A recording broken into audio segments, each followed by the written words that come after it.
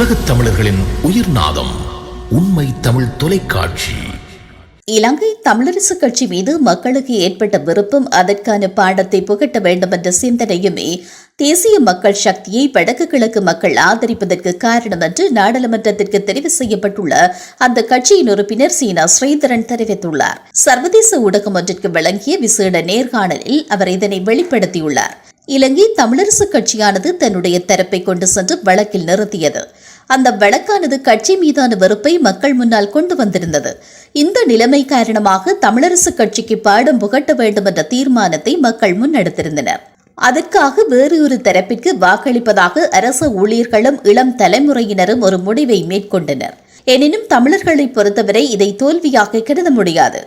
தமிழ் தேசியம் என்பது அடுத்த கட்டத்திற்கு செல்வதற்கான ஒரு அடித்தளத்தை மக்கள் இதன் மூலம் வெளிப்படுத்தியுள்ளனர் என்று அவர் கூறியுள்ளார்.